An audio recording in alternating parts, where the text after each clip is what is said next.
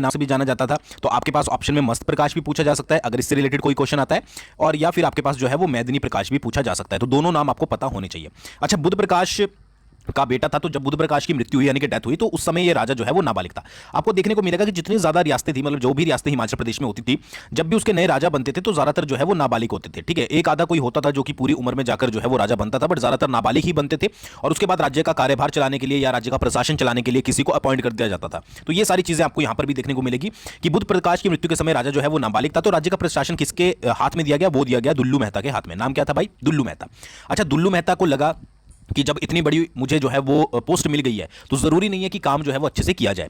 तो वो क्या करता था कि अपनी प्रजा की तरफ ध्यान बिल्कुल भी नहीं देता था। ठीक है, दो चीजें क्लियर होगी कि मस्त प्रकाश या मेदिनी प्रकाश जब राजा बना तो नाबालिग था। ठीक है, बन तो गया, गद्दी पर तो बिठा दिया, बट जो राज्य का प्रशासन चलाता था वो चलाता था दुल्लू मेहता। अब दुल्लू मेहता को जब बड़ी पोस्ट मिल गई तो उसने सोचा क्यों जरूरी नहीं है कि काम किया ही जाए, तो उसने अपनी प्रजा की तरफ जो है वो ध्यान देना छोड़ दिया। जो कर होते थे यानी कि जो आपके टैक्सेस होते थे वो और भी ज्यादा जो है वो इंक्रीज होने लगे। जो पुराने समय में टैक्सेस चले आ रहे थे, तो भाई देखिए आमदनी जो है वो किसको प्यारी नहीं होती, तो यही दुल्लू मेहता ने सोचा, तो टैक्सेस को जो है वो और ज्यादा जो है वो बढ़ा दिया गया। अब होना क्या था, इसका रिजल्ट ये निकलना था कि जो लोग थे, लोगों में कहीं ना कहीं पर जो है वो असंतोष फैल गया। ठीक है, लोगों ने सोचा कि क्यों ना जो है वो इसका विरोध किया जाए। तो लोगों ने क्या किया कि घंडूरी गांव के होकू मियां को अपने दुख सुनाए। ठीक है, अब ऑब्वियस सी बात है, कोई भी आपका जो है जब भी आंदोलन होता है तो किसी ना किसी के नेतृत्व में होता है, यानी कि कोई ना कोई जो है वो उसका हेड होता है। तो लोग जब इससे परेशान हो गए तो एक होकू मियां था जो कि किससे कहां से संबंधित था, वो था आपका घंडूरी गांव से। तो उसको अपने दुख सुनाए। तो हुकुम मियां ने क्या किया कि लोगों को इकट्ठा किया और 500 लोगों को लेकर जो मतलब कि 500 लोगों का दल बनाया। अब आप समझ लीजिए कि 500 लोग थोड़े तो होते नहीं है, तो 500 लोगों का एक ग्रुप बनाया और उसको लेकर जो है वो नाहन पहुंचे, नाहन दरबार में, और मंत्री दुल्लू मेहता से मिलने के लिए वहां पर चले गए। ठीक है, मतलब उनका मेन जो था वो दुल्लू मेहता से मिलना था। और भी उनकी दो चार मांगे थी कि एक तो अच्छा और न्यायुक्त शासन हो। ठीक है, कि जो भी सिरमौर रियासत में न्याय चल रहा है, ठीक है, वो अच्छा हो, और जो युवराज है नाहन के या फिर जो राजमाता है, ठीक है, उनसे उनको जो है वो मिलने दिया जाए। ठीक है, यानी कि वो उनका मेन मकसद था कि मस्त प्रकाश से उनको मिलने दिया जाए और या फिर राजमाता से मिलने दिया जाए। ठीक है जी। अच्छा, इस चीज से दुल्लू मेहता डर गया कि भाई अगर राजा तक बात पहुंची या फिर ऊपर तक बात पहुंची तो कहीं ना कहीं पर जो है वो लास्ट में वजीर को या फिर प्रशासक को ही निकाला जाता है। तो उसने क्या किया कि नगाने और सधाना नामक जो है वो दो व्यक्तियों को सफेद पताका का मतलब होता है सफेद झंडा। सफेद झंडा किसका प्रतीक होता है भाई? शांति का प्रतीक होता है कि आप क्या करो कि हम कोई लड़ाई झगड़ा नहीं कर रहे हैं, शांति से बात जो है वो सॉल्व करते हैं। तो दुल्लू मेहता ने क्या किया कि सफेद पताका लेकर दो बंदे नगाने और सधाना के नाम से जो है वो होकू के पास भेज दिए। अब उन्होंने होकू से कहा कि वजीर ने घोषणा कर दी है कि होकू मियां कोई विद्रोही नहीं है। अब 500 लोगों के साथ आप कहीं पर जा रहे हो तो बाकी तो आपको यही सोचेंगे ना कि आप विद्रोह करने आ रहे हो। तो इन दोनों ने होकू के पास जाकर यह बोला कि जो वजीर है दुल्लू मेहता, उसने ये बोल दिया है सभी को प्रजा में कि आप कोई विद्रोही नहीं है, आप हमारे अतिथि हैं आज के दिन में, और कल जो है वो आपको राजमाता से मिला दिया जाएगा। ठीक है, ये पूरा प्रोसेस हुआ। अच्छा, अगले दिन जब होकू महल के अंदर गया युवराज और राजमाता से मिलने, तो दुल्लू ने उसको जो है वो धोखे से मरवा दिया। ठीक है, तो ये एक स्टोरी लाइन थी जिसको आपको पता होना जरूरी है कि क्या हुआ था, किस तरीके से हुआ था, और कहां से होकू मियां जो है वो संबंधित था घंडूरी गांव से, और किस तरीके से उसको नाहन में बुलाया जाता है और दुल्लू मेहता के द्वारा जो है वो उसको मरवा दिया जाता है। तो ये एक छोटी सी स्टोरी थी। किस तरीके से क्वेश्चन बनेंगे वो मैं बहुत बार आपको बता चुका हूं, आई होप आपको समझ भी आ गया होगा। फिर नेक्स्ट पॉइंट क्या है कि सिखों के 10वें गुरु गोविंद सिंह मस्त प्रकाश के समकालीन थे। ठीक है, सिरमौर रियासत का राजा जो मस्त प्रकाश था, तो जो सिखों के 10वें गुरु थे गुरु गोविंद सिंह, वो इसके समकालीन थे। समकालीन का मतलब क्या है कि एक ही समय पर जो है वो दोनों राजा थे। तो कहलूर के राजा भीमचंद से कुछ अनबन, वैसे वो जो गुरु गोविंद सिंह जी थे वो कहलूर गए हुए थे, तो वहां के राजा भीमचंद से उनकी कुछ जो है वो अनबन हुई थी, जिस कारण गुरु गोविंद सिंह जो है वो सिरमौर आ गए थे और वहां के टोंका गांव में जो है वो रह रहे थे। फिर राजा के निमंत्रण, राजा को जब इस बात का पता लगा कि गुरु गोविंद सिंह जी जो है वो सिरमौर आए हुए हैं, तो उन्होंने उनको निमंत्रण दिया, इन्विटेशन दिया कि वो जो है वो नाहन में आए, क्योंकि राजा का जो महल था यानी कि कैपिटल थी वो नाहन में ही थी। तो गुरु गोविंद सिंह जी जो है वो कहां गए? बाद में नाहन गए। तो यहां से क्वेश्चन बहुत इंपॉर्टेंट निकलता है कि गुरु गोविंद सिंह जी जो है वो किसके समय नाहन में आए थे? ठीक है, तो वो है आपका राजा मस्त प्रकाश या फिर मेदिनी प्रकाश। तो इस तरीके से क्वेश्चन जो है वो आपके निकलते हैं। उसके थोड़े समय बाद जो है वो वहां से पौंटा चले गए थे। अब यहां से इंपॉर्टेंट क्वेश्चन क्या आता है कि भगानी साहिब का युद्ध। ठीक है, 1686 में हुआ था गुरु गोविंद सिंह और कहलूर के राजा भीमचंद के बीच में। भगानी साहिब पौंटा से कुछ दूर पड़ता है। ठीक है, तो वहां पर कौन सा युद्ध लड़ा गया था? भगानी साहिब का युद्ध 1686 में किस किस के बीच में? गुरु गोविंद सिंह के बीच में और कहलूर के राजा भीमचंद के बीच में। कहलूर का राजा भीमचंद जो था वो गुरु गोविंद सिंह को अपना एक तरीके से एनिमी समझता था, शत्रु समझता था, तो इन दोनों के बीच में जो है वो युद्ध हुआ था। अच्छा, हिंदूर का राजा था हरिचंद, उसने इस लड़ाई में भीमचंद का साथ दिया। ठीक है, गुरु गोविंद सिंह जी की लास्ट में जीत हुई और उन्होंने भगानी साहिब में एक झंडा गाड़ा, जहां पर आज भी एक गुरुद्वारा है। जो पौंटा से रिलेट करते होंगे या सिरमौर से बिलोंग करते होंगे उन्होंने इसको विजिट जरूर किया होगा। अच्छा, सिरमौर रियासत की हिस्ट्री पढ़ रहे हो तो कमेंट करके जरूर बताइएगा कि सिरमौर डिस्ट्रिक्ट से कौन कौन है। ठीक है, मैं खुद सिरमौर डिस्ट्रिक्ट से हूं, तो आपको भी बताना है कि आप में से कौन कौन जो है वो सिरमौर डिस्ट्रिक्ट से। ठीक है, फिर क्या है, 1681 में जगन्नाथ मंदिर, नाहन में जो जगन्नाथ मंदिर है वो भी मस्त प्रकाश ने बनाया था। ये एक इंपॉर्टेंट पॉइंट यहां पर बन जाता है। तो आई होप आपको आपको मस्त प्रकाश के बारे में जो है वो यहां पर समझ आ गया होगा। ठीक है, मस्त प्रकाश ने जो है वो मंदिर भी बनवाया था। फिर यहाँ पर आपको याद क्या क्या रखना है, एक तो आपको जगन्नाथ मंदिर याद रखना है, उसके बाद आपको भगानी साहिब का युद्ध याद रखना है, किस किस के बीच में होता है और हिंदू के राजा ने इसमें जो है वो सहायता करी थी। उसके बाद किसके शासन काल में जो है वो गुरु गोविंद सिंह जी नाहन आए थे, तो मस्त प्रकाश के, ये भी समझ आ गया आपको। एक ये नाम याद रख लीजिएगा, होकू मियाँ, ठीक है जी, और एक आपको दुल्लू मेहता याद रखना है। दोनों, अगर आप दोनों नाम याद रखोगे तो अच्छे से आपको स्टोरी भी जो है वो याद आ जाएगी। आई होप आपको समझ आ गया होगा। चलिए अगले राजा के बारे में बात करते हैं। अगला राजा है आपका हरिप्रकाश। ठीक है, हरिप्रकाश जो है वो मस्त प्रकाश का चाचा था। ठीक है, तो मस्त प्रकाश की कोई संतान नहीं थी, तो इस कारण आई थिंक ये जो है वो हरिप्रकाश को जो है वो राजा बनाया गया था। अच्छा, 1708 में क्या हुआ कि गुरु गोविंद सिंह जी की हत्या जो है वो नांदेड़ में एक पठान ने कर दी। अगर आपने इंडियन जीके वगैरह पढ़ा होगा तो आपको ये पता होगा। अच्छा, उसके बाद उनका एक अनुयायी था बंदा बैरागी। ठीक है, बंदा बैरागी ने उनके लक्ष्य को आगे बढ़ाना शुरू किया। मतलब गुरु गोविंद सिंह जी की जब डेथ हो गई तो उसके बाद जो उनका काम था, यानी कि किस तरीके से चलना है, कैसे चलना है, वो बंदा बैरागी ने जो है वो आगे बढ़ाने की यहाँ पर कोशिश करी, यानी कि उस लक्ष्य को बंदा बैरागी ने आगे बढ़ाया। अब इंपॉर्टेंट पॉइंट क्या है कि एक सिख इतिहासकार है जिनका नाम है डॉक्टर हरिराम गुप्ता। इनके अकॉर्डिंग जो बंदा बैरागी था वो कहाँ का रहने वाला था, वो आपका सिरमौर रियासत का रहने वाला था। ठीक है, बट कुछ लोग मानते हैं कि वो जम्मू का रहने वाला था, बट ये एक सिख इतिहासकार है हरिराम गुप्ता। इनके अनुसार जो बंदा बैरागी था वो सिरमौर का रहने वाला था, क्योंकि बहुत समय तक जो है वो आपके गुरु गोविंद सिंह जी सिरमौर में भी रहे, तो हो सकता है कि बंदा बैरागी उनको वहीं पर मिला हो या कुछ और भी चीजें यहां पर हो सकती है। ठीक है जी, फिर बंदा बैरागी ने क्या किया कि मुगलों के विरुद्ध जो है वो छापामार युद्ध शुरू किया पंजाब में आकर। और फिर मुगल बादशाह जो बहादुर शाह था उसने अमीन खां को जो है वो बंदा बैरागी को जो है वो पकड़ने के लिए भेजा। बंदा बैरागी सिरमौर की पहाड़ियों में स्थित लोहगढ़ किला में जाकर उसने शरण ली। लोहगढ़ किला पूछा भी जाता है, ठीक है, और बाद में वहां से जो है वो चंबा चला गया। ठीक है, तो ये स्टोरी लाइन आपको समझ आ गई कि बंदा बैरागी जब उनकी डेथ हो जाती है तो बंदा बैरागी जो है वो उनके कामों को आगे बढ़ाता है। फिर उसके बाद क्या है कि मुगलों के खिलाफ जो है वो काम करना शुरू करता है, युद्ध करना शुरू करता है। तो बहादुर शाह जो मुगल बादशाह था वो अमीन खान को, ठीक है जी, अमीन खान को भेजता है कि भाई जो तू जा और बंदा बैरागी को पकड़ कर ला। तो बंदा बैरागी क्या है, सिरमौर की पहाड़ियों में स्थित लोहगढ़ किला में जाकर शरण लेता है और वहां से फिर जो है वो चंबा चला जाता है। अच्छा, बहादुर शाह ने क्या किया कि सिरमौर के और गढ़वाल के राजा को ये बोल दिया, ये आदेश दे दिए कि बंदा बैरागी जहां पर भी दिखे, क्योंकि सिरमौर में था बंदा बैरागी, ये पता लग चुका था किसको, आपके बादशाह को, ठीक है जी, मुगल बादशाह को। तो उसने क्या किया, उसने आदेश दिया है सिरमौर के राजा को और उसके साथ साथ गढ़वाल के राजा को भी कि जब भी आपको बंदा बैरागी दिखे उसे पकड़ लें। बट जब बाद में उसको यह पता लगा कि बंदा बैरागी वहां से भाग गया है तो 1710 में उसने क्या किया कि एक हमीद खान है उसको सिरमौर के राजा हरिप्रकाश के बेटे भूप प्रकाश को पकड़कर दिल्ली लाने के आदेश दिए। ठीक है, दिल्ली लाने के आदेश दिए, ठीक है, किसको, भूप प्रकाश को। तो ये एक स्टार पॉइंट है एग्जाम के पॉइंट ऑफ व्यू से कि सिरमौर के किस राजा के बेटे को जो है वो आपका बहादुर शाह ने बंदी बनाया था। ठीक है, तो वो बनाया था भूप प्रकाश को। किसके बेटे को, हरिप्रकाश के बेटे को। किसको भेजा था, हमीद खान को भेजा था। ठीक है, ये चीज आपको याद रखनी है। अच्छा, भूप प्रकाश प्लस एक बंदा का जो है वो सहयोगी था गुलाब सिंह, उसको पकड़ा गया और बंद पिंजरे में बंद कर जो है वो दिल्ली ले जाया गया। आप एक तरीके से अगर विजुअलाइज करोगे तो आप सोच पाओगे कि कहां से सिरमौर से दिल्ली ले जाया जा रहा है, पिंजरे में बंद कर किसके, राजा के बेटे को, भूप प्रकाश को। ठीक है, अच्छा, गुलाब सिंह और उसके 30 साथियों को तो मार दिया गया और भूप प्रकाश को जो है वो लाल किले में बंदी बनाकर रखा गया, जिसको बाद में जो है वो आजाद कर दिया गया। जब मुगल साम्राज्य में थोड़ी उथल पथल हुई, ठीक है, तो फिर उसके बाद जो है वो भूप प्रकाश को आजाद कर दिया गया। तो ये सारी चीजें जो है वो आपको याद रखनी है। और वीडियो पसंद आ रही हो तो एक लाइक जरूर कीजिए। देखिए, लाइक मोटिवेशन होता है, कमेंट भी मोटिवेशन होता है। कमेंट आप करते हो, लाइक भी जरूर कीजिए, ठीक है, ताकि ज़्यादा से अच्छे से आपके लिए और ज़्यादा तैयारी की जा सके। ठीक है, मतलब वीडियो बनाने में। तो ये सारी चीज़ें आपको समझ आ गई होगी कि किस तरीके से क्या क्या चीज़ें हुई। ठीक है, 1 से 2 बार जब आप वीडियो देखोगे, ठीक है, तो आपको अच्छे से और तरीके से समझ आ जाएगा। नेक्स्ट आता है आपका प्रताप प्रकाश। इसके बारे में ज़्यादा नहीं है, ठीक है, एक बहुत कमज़ोर शासक था और इसके टाइम में जो है वो मुगलों का पतन होना जो है वो शुरू हो गया था। तो 2 पॉइंट आप इंपॉर्टेंट है याद, 2 पॉइंट क्या, पहला पॉइंट तो कभी भी एग्जाम में नहीं पूछा जाएगा, बट अगर कोई एग्जामिनर पूछ ही ले कि सिरमौर रियासत के किस राजा के समय मुगलों का पतन होना शुरू हो गया था, तो वो प्रताप प्रकाश था। ठीक है, फिर आता है आपका कीरत प्रकाश। एक कुशल शासक और एक योग्य सैनिक के रूप में इसको जाना जाता था, कीरत प्रकाश को। इसने क्या किया कि रामगढ़ के किले पर आक्रमण करके उस पर अधिकार किया था। ठीक है, रामगढ़ के किले पर, पहला पॉइंट हो गया। फिर क्या है, पटियाला के राजा अमर सिंह ने पिंजौर का क्षेत्र कीरत प्रकाश को दिया था। उसकी सहायता के लिए बख्शी लखना डोगरा के नेतृत्व में 1000 सैनिक भेजे थे। ठीक है, तो पिंजौर का क्षेत्र किसने दिया था, पटियाला के राजा अमर सिंह ने, किसको, कीरत प्रकाश को। और प्लस उसकी सहायता के लिए बख्शी लखना डोगरा के नेतृत्व में 1000 सैनिक भी जो है वो भेजे थे ताकि उसकी मदद हो सके। ये 3 पॉइंट आपको याद रखने हैं।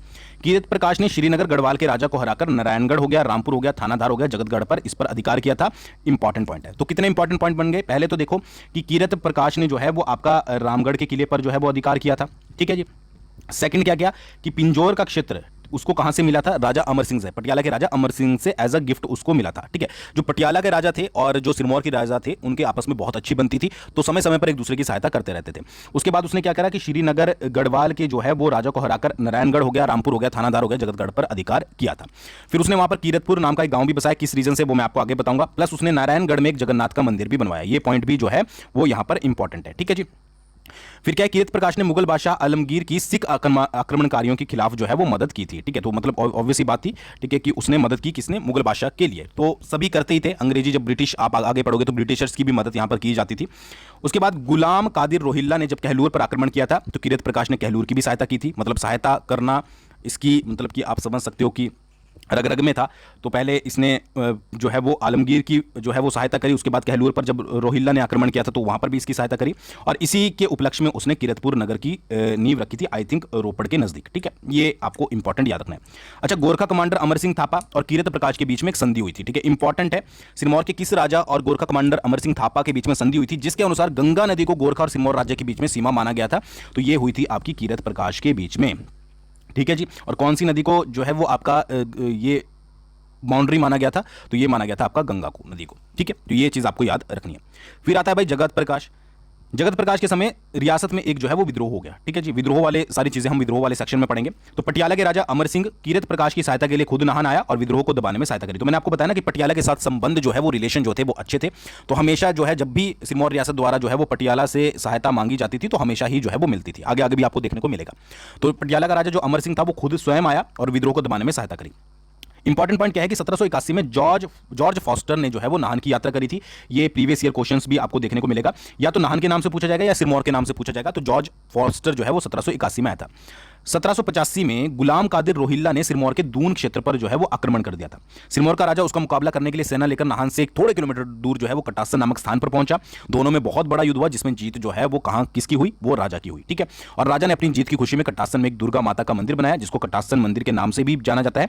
और मतलब स्थानीय जो आपकी कहानियां हैं, ठीक है, उसके अनुसार क्या था कि कटासन में जो है वो दुर्गा माता ने बहुत हेल्प करी थी किसकी? राजा की, इस लड़ाई को जीतने में। तो उसी के उपलक्ष्य पर जो है वो कटासन देवी का मंदिर या कटासन में दुर्गा माता का मंदिर बनाया गया था। तो कब की बात है? यह है आपकी 1785 की बात, जब गुलाम कादिर रोहिल्ला ने सिरमौर की दून क्षेत्र पर आक्रमण किया। तो ये सारी चीजें आपको याद रखनी है। ठीक है, उसके बाद नालागढ़ के राजा रामशरण सिंह ने सिरमौर की सहायता से कहलूर क्षेत्र से अपना एरिया जो है वो वापस लिया था। किसने? नालागढ़ के राजा राम शरण सिंह ने। ठीक है, हिंदूर भी आप बोल सकते हो एक तरीके से। ठीक है, नालागढ़ भी हो सकता है, हिंदूर भी हो सकता है।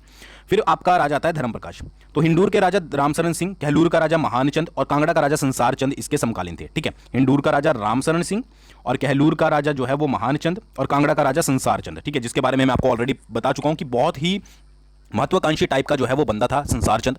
जब वो अपनी गद्दी पर बैठा था तो उसका एकमात्र उद्देश्य ये था कि जो आसपास के जितने भी एरियाज है सब पर जो है वो राजा संसार चंद का कब्जा हो। ठीक है, और इसने बहुत कोशिश भी करी, बट जब बिलासपुर पर ये आक्रमण करता है, ठीक है, तो वहां से इसका पतन शुरू होता है जिससे गोरखों का आक्रमण होता है, मतलब गोरखों का आगमन होता है। ठीक है, और वो सारी चीजें आपके मैं ऑलरेडी बता चुका हूं। फिर धर्म प्रकाश ने हिंदूर पर चढ़ाई की थी। ठीक है, ये आपको याद रखना है। और झलरा भरला नामक स्थान पर जो है वो युद्ध हुआ था। बागल का राणा जगत सिंह जो हिंदूर के राजा रामशरण के साथ था पकड़ा गया और उसे सिरमौरी पिंजौर जो है वो लाया गया था। ठीक है, मतलब जो बागल का राणा था जगत सिंह वो किसका साथ दे रहा था? वो राजा रामशरण सिंह का साथ दे रहा था। और इसमें जीत जो है वो धर्म प्रकाश की हुई थी और बाद में पकड़ा गया। जिसके साथ मेन युद्ध हुआ था वो तो निकल लिया, ठीक है, बट बागल का राणा जो जगत सिंह था वो पकड़ा गया और उसको सिरमौर में लाया गया। बाद में रामशरण सिंह ने फिर धर्म प्रकाश के साथ थोड़ा समझौता कर लिया और उसको जो है वो छुड़वा लिया। ठीक है, तो ये पूरी स्टोरी लाइन थी। जब कांगड़ा के राजा संसार चंद ने कहलूर पर आक्रमण किया तो वहां के राजा महान चंद ने अपने राज्य की सुरक्षा के लिए धर्म प्रकाश से मदद मांगी थी और बदले में महान चंद ने उसे जो है वो 1 लाख रुपए दिए थे। ठीक है, पता ही होगा आपको संसार चंद ने आक्रमण किया था। पहले जो है वो सहायता मांगी जाती है किससे? धर्म प्रकाश से। ठीक है, उसके बाद गोरखों से भी सहायता मांगी जाती है। ठीक है, और बाद में गोरखों और संसार चंद का महल मोरियो नामक स्थान पर युद्ध होता है। फिर इसी युद्ध में सिरमौर के राजा धर्म प्रकाश की गोली लगने से मृत्यु हो गई थी। ठीक है, तो ये जो युद्ध हुआ था, ठीक है, जब आक्रमण किया था तो इसी में जो है वो धर्म प्रकाश की गोली लगने से मृत्यु हो गई थी। अच्छा, संसार चंद उसके मृत्यु शरीर को ट्रॉफी के रूप में, अब आप यहां पर देख लीजिए कितना महत्वाकांक्षी था कि सिरमौर के राजा को धर्म प्रकाश को गोली लग गई, उसके डेड बॉडी को जो है वो साथ में ले जाना चाहता था जो आपका संसार चंद था एज अ ट्रॉफी, बट जो सिरमौर के सिपाही थे उन्होंने उसको ऐसा नहीं करने दिया। ठीक है, तो ये पूरी स्टोरी लाइन थी जो कि आई होप आपको समझ आ गई होगी। फिर आता है करम प्रकाश सेकंड। धर्म प्रकाश का छोटा भाई था, कमजोर शासक था और एक अविश्वसनीय व्यक्ति जिस पर ट्रस्ट नहीं किया जा सकता, इस टाइप का ये बंदा था। अच्छा, जो राज्य के असली अधिकार थे वो मेहता प्रेम सिंह के हाथों में थी जो कि वहां का वजीर था। ठीक है। अब राजा को क्या लगा कि भाई जो वजीर थे वो अपनी मनमानी ज़्यादा कर रहे हैं, ठीक है। तो बाद में राजा ने क्या किया कि अपनी मर्जी से किसी और व्यक्ति को वजीर बना दिया और जो पहले से वजीर चले आ रहे थे उन वजीरों को मरवा दिया, ठीक है। इसके साथ साथ उसने मेहता प्रेम सिंह को भी जो है वो मरवा दिया, जो कि उस समय वजीर के रूप में वहां पर कार्य कर रहा था। अच्छा, लोगों ने इसका विरोध किया, ठीक है। विरोध जब किया तो उन्होंने एक संघ भी बना लिया कि भाई हम तो इसका विरोध करेंगे। और उसका एक छोटा भाई था, किसका, करम प्रकाश द्वितीय का, तो उसका भाई रतन सिंह था, जिसको रतन प्रकाश के नाम देकर जो है वो गद्दी पर बिठा दिया गया। पर ये प्रोसेस जो है वो ज़्यादा दिन तक नहीं चला और बाद में जो है वो करम प्रकाश सेकंड जो है वो दोबारा से यहाँ पर राजा बन जाता है। अच्छा, 1796 में मौजीराम, पहाड़ सिंह ख्वास और बलाती राम बख्शी नाम के कुछ अधिकारी थे जो राज्य में गड़बड़ी कर रहे थे, ठीक है। मतलब गड़बड़ी उनकी चली हुई थी राजा की, वो नहीं मानते थे और उनको दबाना जो है वो राजा के लिए कहीं ना कहीं पर मुश्किल हो रहा था। तो राजा करम प्रकाश ने पटियाला के राजा से मदद मांगी और पटियाला के राजा साहब सिंह उस समय थे, तो उन्होंने अपने एक वजीर थे जो कि उनकी बड़ी बहन भी थी, बीबी साहिब, उसको सेना लेकर जो है वो नाहन भेजा। मैंने बोला ना, पटियाला ने कभी भी जो है वो मदद के लिए मना नहीं किया। तो वे सभी जो है वो 4 महीने तक नाहन में रहे, विद्रोह को दबा दिया और करम प्रकाश को जो है वो दोबारा से, जो सेकंड था, दोबारा से उसको गद्दी जो है वो अच्छे से दी गई। वापस जाते हुए करम प्रकाश ने बीबी साहिब को एक हाथी जो है वो भेंट किया था। तो ये थोड़े थोड़े पॉइंट इंपॉर्टेंट होते हैं जो कि स्टेटमेंट में, अगर आप एलाइड वगैरह की, एचएस वगैरह की तैयारी कर रहे हो या फिर कुछ क्लर्क वगैरह भी तैयारी कर रहे हो, तो छोटे छोटे पॉइंट जो है वो पूछ लिए जाते हैं, ठीक है। फिर एक राजा के परिवार का एक कुंवर था किशन सिंह, वो क्या था, वो राजा मतलब राज्य से उल्टा ही रहता था, तो विद्रोह करता रहता था और सिरमौर में लूटपाट करता रहता था, ठीक है जी। और जब ये काम होने लगे तो सिरमौर में रियासत में भी जो है वो धीरे धीरे विद्रोह की चिंगारी जो है वो उठने लगी। इसका सबसे बड़ा रीज़न ये भी था कि जो वजीर पुराने समय से चले आ रहे थे उनको कहीं ना कहीं पर मरवा दिया गया था, तो लोगों में बहुत ज़्यादा अशांति थी। ऊपर से किशन सिंह भी जो है वो नाक में धुआं देकर रखता था, लूटपाट करता रहता था। तो करम प्रकाश जब विद्रोहियों को जो है वो विद्रोहियों को नहीं दबा सका तो उसने क्या किया, गोरखा सरदार अमर सिंह थापा से जो है वो मदद मांगी। अच्छा, गोरखे जो थे वो पहले ही नजर गड़ाकर बैठे थे सिरमौर रियासत पर कि भाई हमें कब जो है वो सिरमौर मिले। उसके साथ साथ गोरखों का पंगा जो है वो संसार चंद के साथ भी चल रहा था। तो भाई अमर सिंह करम प्रकाश ने ये बोला कि आप मेरी मदद कर दीजिए, ठीक है, मैं आपको जो मदद बनेगी, यानी कि मैं सिरमौर रियासत से आपको जो है वो चंबा आसानी से जाने दूंगा, ठीक है, मतलब सॉरी चंबा नहीं, ठीक है, कांगड़ा में मतलब जो युद्ध हुआ था वो संसार चंद के लिए, वहां पर मैं जो है वो आपको आसानी से जाने दूंगा, प्लस सैनिक और जो पैसे होंगे उसकी भी मदद करूंगा, ठीक है। तो भक्ति थापा जो था 700 सैनिक लेकर सिरमौर पहुंचा, पर जो किशन सिंह था वो थोड़ा तेज प्रवृत्ति का बंदा था, तो किशन सिंह ने और हिंदूर के सैनिकों ने मिलकर उनको जो है वो जमटा नामक स्थान पर घेर लिया और वहां से जो है वो वापस जाने के लिए बाध्य कर दिया। यानी कि जो गोरखों का आगमन था वो कंप्लीटली तौर पर जो है वो वहां पर पूरा नहीं हो सका, ठीक है। तो ये आपको आई थिंक समझ आ गया होगा, ठीक है, कि किस तरीके से जब ये राजा परेशान हो जाता है करम प्रकाश, ठीक है, तो वो दोबारा से किसको आमंत्रित करता है, वो गोरखा कमांडर को आमंत्रित करता है, ठीक है जी। अच्छा, ये सारी चीजें होंगी। जब वापस गोरखे ही भागे तो करम प्रकाश ने भी भागकर जो है वो क्यारदा दून की एक पहाड़ी में स्थित कांगड़ा किले में जाकर जो है वो शरण ले ली, ठीक है जी। हिंदूर के राजा ने राम सिंह जो था उसने सिरमौर के बहुत से एरिया पर जो है वो कब्जा कर लिया। सिरमौर के विद्रोही सैनिकों ने राजा को पकड़ने के लिए कांगड़ा किले के ऊपर घेरा डाला। जब सेना ने किले में प्रवेश किया तो राजा का एक साथी था मियां जवालुम, ठीक है, वो यहां पर मारा गया। अब ये थोड़ा सा जो है वो राजा की तरह दिखता था, तो सबने सोचा राजा मारा गया, तो सेना ने घेराव को जो है वो कम कर दिया। अब इसी का फायदा उठाकर जो है वो राजा किले से बाहर निकल गया, ठीक है, और कहां पर चला गया, कालसी में जाकर जो है वो चला गया।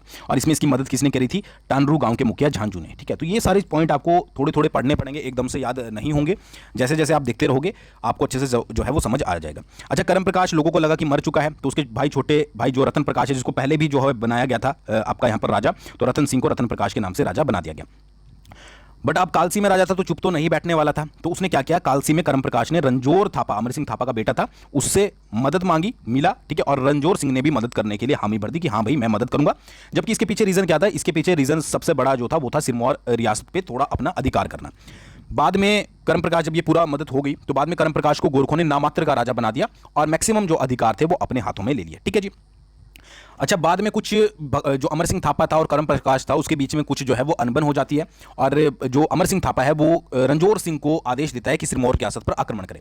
तो करम प्रकाश के समय रंजोर सिंह ने सिरमौर रियासत पर आक्रमण करके उस पर पूरी तरीके से अधिकार कर लिया और इसकी डेट एग्जैक्टली मतलब ईयर मेंशन नहीं किया है, तो ये आपकी बात है 1809-10 के आसपास की, ठीक है। राजा और उसका परिवार जो है वो सपाटू में उन्होंने शरण ली, यानी कि पूरी तरीके से करम प्रकाश का जो मतलब कि यहाँ पर जो कंट्रोल था सिरमौर रियासत के ऊपर से वो कंप्लीटली तौर पर खत्म हो गया, ठीक है।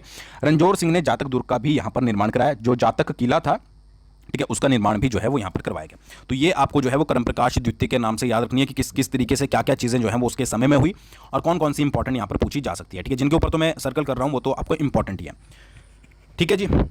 फिर राजा आता है आपका फतेह प्रकाश, ठीक है जी। 1815 में जो है वो राजा को मतलब फतेह प्रकाश को राजगद्दी दी गई, बट ये बाल्यावस्था में यानी कि छोटा था, तो उसकी माता जो थी गुलेरी रानी, उनको राज्य का कार्यभार दिया गया और उसकी सहायता के लिए कैप्टन जी बीरच, ये याद रखें, जी बरीच को जो है वो असिस्टेंट एजेंट नियुक्त किया गया। 1815, बंदा क्या था, बंदा छोटा था, छोटा था तो रानी जो थी गुलेरी रानी, उसको जो है वो कार्यभार दिया गया और उनकी सहायता के लिए, ठीक है, कैप्टन जी बीरिच को जो है वो एजेंट, बर्ची भी कई जगह पर लिखा हुआ होता है, उसको जो है वो एजेंट नियुक्त किया गया। 1815 में फतेह प्रकाश को एक सनद दी गई जिसके द्वारा अंग्रेज सरकार ने सिरमौर राज्य के मोरनी, जगतगढ़ के किले और क्यारदा दून और जॉनसन बाबर का क्षेत्र अपने पास रख लिया, ठीक है, अंग्रेजों ने। अब आप सोचोगे कि अंग्रेज बीच में से कहां से एंट्री आ गई, ठीक है, आपको यह पता ही होगा कि संसार चंद और अमर सिंह थापा के बीच में युद्ध हुआ था जिसमें जो है वो गोरखे जीते थे। गोरखों फिर क्या हुआ कि महाराणा रणजीत सिंह को संसार चंद ने आमंत्रित किया था, ये मैं पहले बता चुका हूं सब कुछ। उन्होंने गोरखे को हराया था और बाद में ब्रिटिशर्स ने जो है वो उनको हराकर यहां पर अपना आधिपत्य जमा लिया था, ठीक है। इंपॉर्टेंट क्या है कि फतेह प्रकाश ने नाहन में शीश महल और मोती महल का निर्माण किया था अपनी रानी के लिए। उसके बाद 1827 में गवर्नर लॉर्ड एम्स्टर जो है वो शिमला आए थे और उन्होंने शिमला में एक दरबार किया था जिसमें फतेह प्रकाश ने हिस्सा लिया था। तो भाई ये तो स्टार पॉइंट है, ये भी स्टार पॉइंट है, ठीक है, कि फतेह प्रकाश ने नाहन में शीश महल और मोती महल बनवाया। उसके बाद लॉर्ड एम्स्टर का जो शिमला दरबार हुआ था उसमें किस राजा ने भाग लिया था, तो फतेह प्रकाश ने भाग लिया था। फिर क्या है कि 1838 में अफगान युद्ध में जो है वो ब्रिटिश सरकार की मदद भी की थी फतेह प्रकाश ने। और 1845 में पहले सिख युद्ध में कंवर मदन सिंह के नेतृत्व में एक सैन्य टुकड़ी भेजी थी जो हरि के पत्तन की लड़ाई में जो है वो लड़ी थी। तो ये भी आपका स्टार पॉइंट है, ठीक है। क्वेश्चन किस तरीके से आ सकता है कि भाई हरि के पत्तन की लड़ाई में सिरमौर के किस राजा ने नेतृत्व किया था या किसने जो है वो आपकी टुकड़ी भेजी थी, तो उसका आंसर होगा आपका फतेह प्रकाश। क्वेश्चन किसी भी तरीके से आ सकता है, कोई भी पूछा जा सकता है। और इस राजा ने लगभग जो है वो 35 साल कम नहीं होते, 35 साल तक जो है वो शासन किया था, ठीक है जी। आई होप आपको समझ आ गया होगा कि फतेह प्रकाश, दोबारा से एक बार रिपीट कर लेते हैं क्या क्या पॉइंट आपको याद रखना है। देखिए फतेह प्रकाश छोटा था तो कार्यभार किसको दिया गया, उसकी माता गुलेरी रानी को। अब गुलेरी रानी को सब कुछ तो पता नहीं था, तो उनकी सहायता के लिए कैप्टन जी बीरच को जो है वो असिस्टेंट एजेंट नियुक्त किया गया, ठीक है जी। फिर 1815 में फतेह प्रकाश को सनद दी गई और जो ब्रिटिशर्स थे उन्होंने मोरनी, जगतगढ़ के किले, क्यारदा दून का एरिया और जॉनसर बाबर का एरिया अपने पास रख लिया, ठीक है जी। फिर फतेह प्रकाश ने नाहन में अपनी जो रानी थी उसके लिए शीश महल और मोती महल का जो है वो निर्माण करवाया। फिर लॉर्ड एम्स्टर जो है वो उन्होंने एक दरबार किया था शिमला में 1827 में, उसमें फतेह प्रकाश ने हिस्सा लिया था, ठीक है जी। उसके बाद अफगान युद्ध में भी इसने सहायता करी थी 1838 में। और पहले सिख युद्ध में जो है जो ब्रिटिशर्स और सिखों के बीच में हुआ था, कंवर मदन सिंह के नेतृत्व में एक सैन्य टुकड़ी भेजी थी, ठीक है। तो ये सारी चीजें जो है वो हरि के पत्तन की लड़ाई में जो है वो उन्होंने यहाँ पर मदद की थी, ठीक है जी। अब जो राजा आता है वो आता है शमशेर प्रकाश। शमशेर प्रकाश सिरमौर का मेरा पर्सनली फेवरेट राजा इसलिए क्योंकि इसने बहुत सारे ऐसे काम करवाए जिससे जो इकोनॉमी थी आपकी कहाँ की, सिरमौर की, उसको कहीं ना कहीं पर इंक्रीज करने में मदद मिली। तो इस राजा की मैं आपको फोटो भी दिखा देता हूं ताकि आपको एक आइडिया भी लग जाए। देखिए जब भी आप राजा के बारे में पढ़ते होंगे तो आपको एक तो लगता होगा कि कैसे राजा दिखते होंगे, किस तरीके से रहते होंगे। तो यहाँ पर आप इमेज देख सकते हैं सिरमौर के जो रियासत के राजा थे शमशेर प्रकाश, उनकी कुछ आउटफिट, और यहाँ पर भी ये तो उस तरीके से लग रही है जो ब्रिटिशर्स की आउटफिट होती है। तो ये दोनों उन्हीं की रियल इमेजेस हैं जिसको आप देख सकते हो। चलिए बात करते हैं शमशेर प्रकाश के बारे में। जब ये बंदा मतलब कि जब ये राजा शमशेर प्रकाश गद्दी पर बैठा तो उस समय इनकी आयु जो थी वो 10 वर्ष की थी, 10 साल के थे। तो ऑब्वियसली मैंने आपको बताया कि 10 साल की एज है तो कोई ना कोई आगे काम जो है वो संभालेगा। तो शिमला के पहाड़ी रियासतों के उस समय सुपरिटेंडेंट थे विलियम हे, ठीक है। उन्होंने प्रशासन को चलाने के लिए एक कमेटी बनाई 1857 में। मेहता देवीदत्त प्लस मोती राम भंडारी जो है वो मुख्य प्रशासक नियुक्त किए गए कि भाई राजा जो है वो सिर्फ 10 साल का है तो राज्य का कार्यभार जो है वो ये अभी नहीं संभाल सकता। तो एक कमेटी बनाई गई, मेहता देवीदत्त और मोती राम भंडारी इसके मुख्य प्रशासक जो है वो बनाए गए। अच्छा ये जो दोनों बंदे थे, ठीक है, ये ज्यादा पढ़े लिखे नहीं थे, तो जो राज्य चल रहा था वो कुछ ज्यादा अच्छा नहीं चल रहा था, यानी कि राज्य की ग्रोथ जो है वो अच्छी नहीं हो रही थी, ठीक है। तो आपको पता ही है कि ब्रिटिशर्स जो है वो डिपेंड, मतलब उनका पूरा फोकस रहता था यहाँ पर आमदनी के ऊपर, ठीक है, या फिर कहीं से क्या ही प्रॉफिट हो जाए। तो बाद में राजा के ही परिवार के कंवर सुरजन सिंह और वीर सिंह को जो है वो प्रशासकों के सलाहकार नियुक्त किया गया कि ये जो है ये दोनों इनको सलाह देंगे कि किस तरीके से काम करना है। इसके अलावा जो न्याय यानी कि जो डिसीजन होते हैं स्पेशली उसके कार्य भी जो है वो इनको दे दिए गए, कंवर सुरजन सिंह और वीर सिंह को। यहां तक आपको समझ आ गया। 1857 के विद्रोह या जिसको क्रांति बोला जाता है, सिरमौर रियासत द्वारा अंग्रेजों की मदद की गई थी। कुंवर वीर सिंह खुद 60 सैनिकों को लेकर शिमला में अंग्रेजों की सहायता के लिए गए थे। तो 1857 के विद्रोह में, ठीक है, सिरमौर के किस राजा ने अंग्रेजों की सहायता करी थी, तो वो थे आपके शमशेर प्रकाश, ठीक है। ये तो क्वेश्चन आ जाएगा डायरेक्टली। और किसके मतलब कि किसने जो है वो किसको सैनिक को लेकर जो है वो भेजा गया था, तो उसका नाम होगा वीर कुंवर सिंह, ठीक है, मतलब कि कुंवर वीर सिंह, अगर थोड़ा डिटेल में आपसे पूछा जाएगा। आई होप आपको समझ आ गया होगा। विद्रोह जब खत्म हो गया या क्रांति जब खत्म हो गई तो ब्रिटिश सरकार ने शमशेर प्रकाश को 7 तोपों से जो है वो सम्मानित किया, जिसको बाद में जो है वो 11 तोपों में ट्रांसफर किया गया था इनके कामों को देखते हुए। 1862 में शमशेर प्रकाश के व्यसक होने पर राज्य के अधिकार उन्हें दे दिए गए, ठीक है। और जो ये यहाँ पर जो कुंवर थे दोनों, उनसे कार्यभार जो है वो वापस ले लिया गया कि भाई अब आपने बहुत अच्छा काम कर लिया, ठीक है, अब जो है वो सारे राज्य के कार्यभार जो है वो शमशेर प्रकाश खुद देखेगा। यहां तक समझ आ गया आपको 1862 तक। अब शमशेर प्रकाश द्वारा कुछ बहुत इंपॉर्टेंट काम किए गए थे जिनको हम एक एक करके रीड करेंगे। सबसे पहला काम क्या किया कि उन्होंने उर्दू को राज्य के कामकाज की भाषा बनाया। इससे पहले सिरमौरी लिपि जो है वो यूज की जाती थी। किसको बनाया? उर्दू को, कि भाई जो राज्य के कामकाज होंगे वो उर्दू भाषा में होंगे। फिर क्या है कि भारतीय दीवानी फौजदारी के कानून जो है वो उन्होंने राज्य में लागू किए। मोस्ट इंपॉर्टेंट चीज क्या थी कि इस समय तक, जब तक जो शमशेर प्रकाश, जब तक ये काम हो रहे थे, जो आपका पूरा राज्य था वो 7 वजीरियों में बंटा हुआ था। ठीक है जी, 7 वजीरियों में बंटा हुआ था और हर एक वजीरी में जो है वो एक वजीर होता था। ठीक है, अब वजीर के अपने काम होते थे, मान लीजिए ये वजीरियां हैं सारी, ठीक है, और एक एक के ऊपर जो है वो एक एक वजीर है जिसका वहां पर शासन चलता था।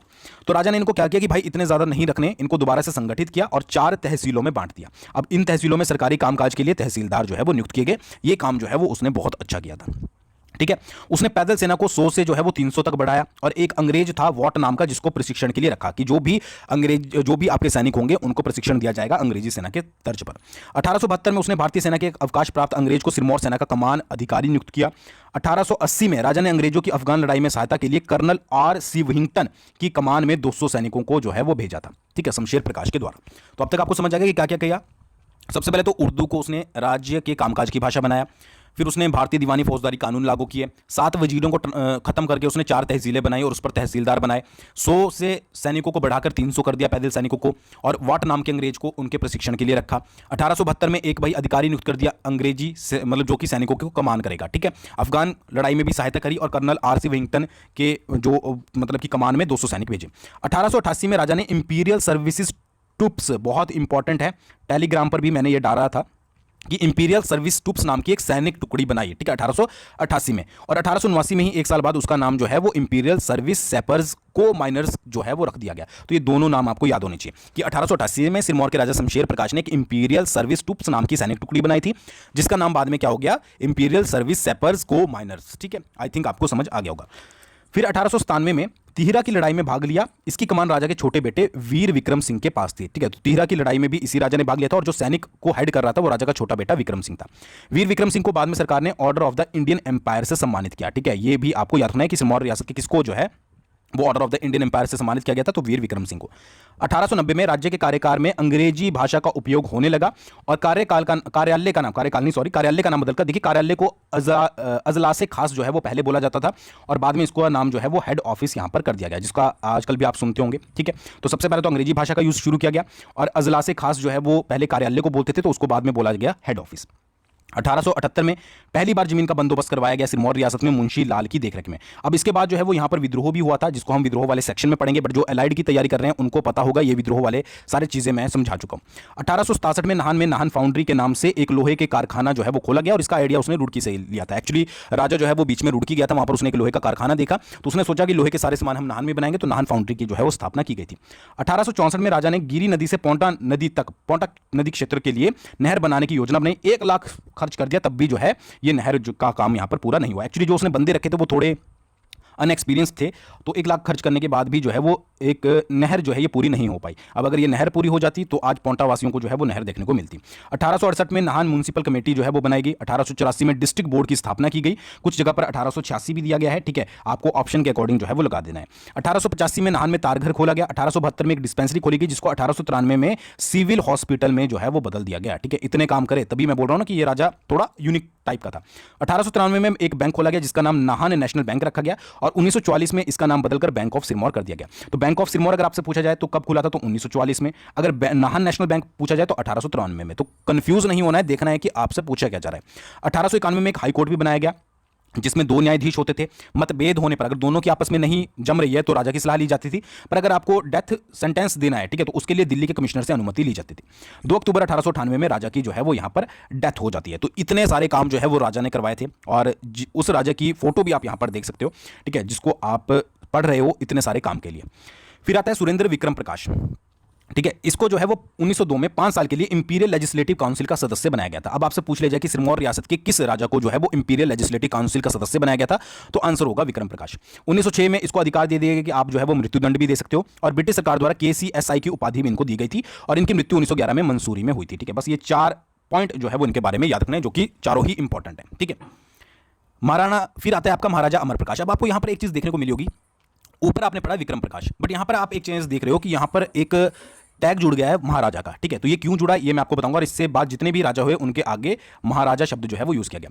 पहले विश्व युद्ध में अंग्रेजों की सहायता जो है वो राजा अमर प्रकाश ने की थी। 300 से ज्यादा सैनिक और लाखों रुपए की सहायता इन्होंने की थी। अमर प्रकाश के राज्यकाल में 1928 में जमीन का बंदोबस्त शुरू हुआ, ठीक है, और जो कि 1931 तक चलता रहा। बट सबसे पहले शुरू किसने करवाया था? शमशेर प्रकाश ने, ठीक है। इस राजा का विवाह नेपाल के पूर्व प्रधानमंत्री शमशेर जंग बहादुर राणा की बड़ी बेटी से हुआ था। यह भी एक इंपॉर्टेंट पॉइंट बन सकता है। अंग्रेजी सरकार ने अमर प्रकाश को महाराजा की उपाधि दी थी, जो पीढ़ी दर चली। महाराजा की उपाधि क्यों दी थी? क्योंकि पहले जो फर्स्ट वर्ल्ड वॉर हुआ था उसमें इसने सहायता करी थी। तो ये महाराजा की उपाधि इसलिए इनके नाम के आगे महाराजा लगता है, और इसके बाद जितने भी राजा हुए उनके आगे महाराजा ही लगा, ठीक है। इसी राजा ने नाहन की प्रसिद्ध महिमा पुस्तकालय का उद्घाटन किया था, ठीक है। अब देखिए कुछ जगह पर मेंशन किया है, जो महिमा पुस्तकालय बना था वो 1926 में बना था, कुछ जगह पर मेंशन किया गया 1930 में बना था। वैसे 1926 ज्यादा मेंशन किया हुआ है। और जो राजा की पत्नी थी उन्होंने अपनी बेटी के लिए जो है वो ये पुस्तकालय बनाया था, ठीक है, जहां पर आज भी विद्यार्थी जो है वो पढ़ते हैं। नाहन से कालाम की सड़क को जो है वो पक्का करवाया था, जिसका काम 1927 में पूरा हुआ था। अमर प्रकाश की मृत्यु जो है वो वियना में हुई थी 1933 में। एक्चुअली इनकी रानी का जो है वो वहां पर इलाज चला हुआ था, वहीं पर इनकी डेथ हुई थी। तो ये कौन सा राजा था? ये था आपका महाराजा अमर प्रकाश, ठीक है जी, जिसके बारे में आपको याद रखना है। फिर एक नोट, 13 मार्च 1948 को सिरमौर रियासत को भारत संघ में मिलाया गया, और उस समय राजा जो था वो राजेंद्र प्रकाश था। ये इंपॉर्टेंट बन सकता है। और फिर आपको पता ही है कि सिरमौर रियासत जो है वो हिमाचल प्रदेश का एक जिला बन गई, ठीक है। बट राजेंद्र प्रकाश याद रखिएगा, राजेंद्र प्रकाश जो था वो उस समय राजा था जब आपका सिरमौर रियासत का भारत संघ में विलय हुआ था। तो इतने राजा जो है वो आपको याद रखने हैं। आई होप आपको समझ आ गया होगा, ठीक है। कुछ नहीं समझ आया